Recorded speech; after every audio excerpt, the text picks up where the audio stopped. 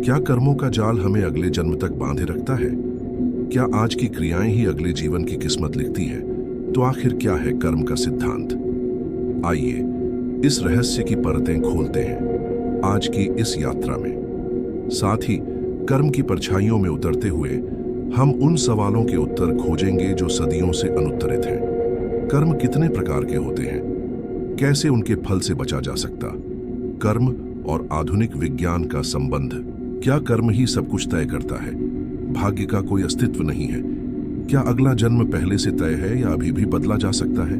कर्म की परिभाषा और प्रकार। संस्कृत में कर्म का अर्थ है क्रिया, कार्य, एक्शन। लेकिन कर्म केवल बाहरी काम नहीं है। हमारी सोच, हमारी नीयत, हमारी भावनाएं भी कर्म है। धर्म और दर्शन कर्म को 3 हिस्सों में बांटते हैं। 1. संचित कर्म, पास्ट कर्म, वो कर्म जिनका हिसाब अभी बाकी है। 2. प्रारब्ध कर्म, प्रेजेंट लाइफ कर्म, जिनका फल हमें इस जीवन में मिल रहा। प्रारब्ध का मतलब है शुरू हो चुका या एक्टिवेट हुआ। 3. क्रियमान कर्म, करंट एक्शंस, वो कर्म जो हम इस समय कर रहे हैं और जो हमारे आने वाले भविष्य को तय करेंगे। क्रियमान एक्स जो अभी किया जा रहा है, जो हम इस समय अपने विचारों, शब्दों और कार्यों से बना रहे हैं। यानी हमारा आज का प्रेजेंट पिछले कर्मों का फल है और हमारा टुमारो आज के कर्मों से बन रहा है। रहस्यमयी दृष्टांत और कहानियां कर्म के सिद्धांत को समझाने के लिए धर्म और पुराण कहानियों से भरे पड़े हैं। कहते हैं कि कर्म का फल कोई भी टाल नहीं सकता, चाहे राजा हो या भिखारी। कर्म का हिसाब सबको देना ही पड़ता है। राजा हरिश्चंद्र की कहानी याद है? उन्होंने सत्य और धर्म के लिए सब कुछ खो दिया, राजपाट, परिवार, सुख सुविधा, लेकिन अपने कर्मों की पवित्रता ने उन्हें इतिहास का प्रतीक बना दिया। हजामिल का किस्सा तो पता ही होगा। पूरी जिंदगी पाप किए, लेकिन मौत के वक्त बेटे का नाम नारायण पुकारा। कहा जाता है कि उस एक कर्म ने उन्हें नरक से बचा लिया। महाभारत में युधिष्ठिर को धर्मराज कहा गया। सत्य और धर्म उनके जीवन का आधार था, लेकिन एक कर्म, जुए का, उनकी पूरी जिंदगी को हिला गया। यानी कर्म चाहे छोटा हो या बड़ा, उसका असर जीवन की दिशा बदल सकता है। हमारे छोटे छोटे कर्म भी हमारे भाग्य और अगले जीवन की डोर पकड़ाए हुए हैं। कर्म और विज्ञान। अब सवाल है, क्या ये सिर्फ धर्म की बातें हैं या इसका कोई वैज्ञानिक आधार भी है? जरा न्यूटन का 3rd लॉ याद करो, every action has an equal and opposite reaction. हर क्रिया की प्रतिक्रिया तय है। यही बात कर्म में भी है। अगर आप किसी को दुख देते हो तो वो ऊर्जा ब्रह्मांड में जाती है और किसी न किसी रूप में आपको लौट कर मिलती है। आज की मॉडर्न साइकोलॉजी भी यही कहती है। हमारा सबकॉन्शियस माइंड हर काम, हर थॉट को रिकॉर्ड करता है। यही मेमोरी हमारे व्यवहार, आदतें और डेस्टिनी को शेप देती है। यानी कर्म का सिद्धांत सिर्फ आध्यात्मिक नहीं, वैज्ञानिक भी है। यानी कर्म कोई भूत प्रेत वाली चीज नहीं, ये प्योर साइंस भी है। रहस्यमयी सवाल, लेकिन यहीं से असली रहस्य शुरू होता है। अगर सब कुछ कर्म से तय है तो भाग्य, फेट का क्या रोल है?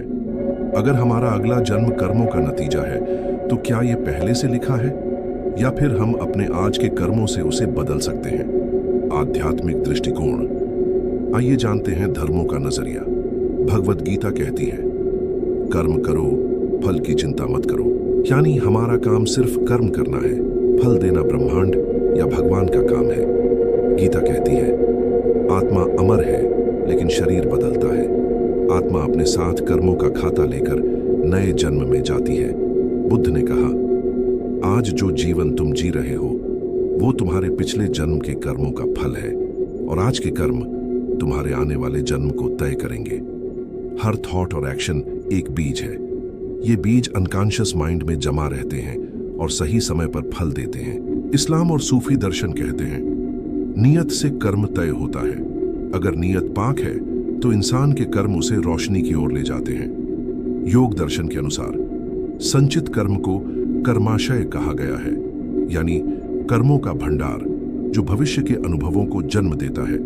यानी धर्म अलग अलग रास्ते दिखाते हैं लेकिन मंजिल एक ही है। कर्म ही इंसान की असली ताकत है। कर्म से मुक्ति और बचाव। अब सवाल ये, क्या कर्म के फल से बचा जा सकता है? धर्म कहते हैं, सच्ची नीयत, अच्छे कर्म और भक्ति इंसान को कर्म बंधन से मुक्त कर सकते हैं। माफ करना, दया और सेवा ये कर्मों के बोझ को हल्का कर देते हैं। यानी कर्म से भागा नहीं जा सकता, लेकिन कर्म को सही दिशा देकर अपने जीवन को बदल सकते हैं। लेकिन हर संचित कर्म तुरंत नहीं मिटता। कुछ कर्म ऐसे हैं जो प्रारब्ध बनकर जरूर फल देते हैं। यानी जो कर्मास ऑलरेडी एक्टिवेट हो चुके हैं, उनसे बचा नहीं जा सकता।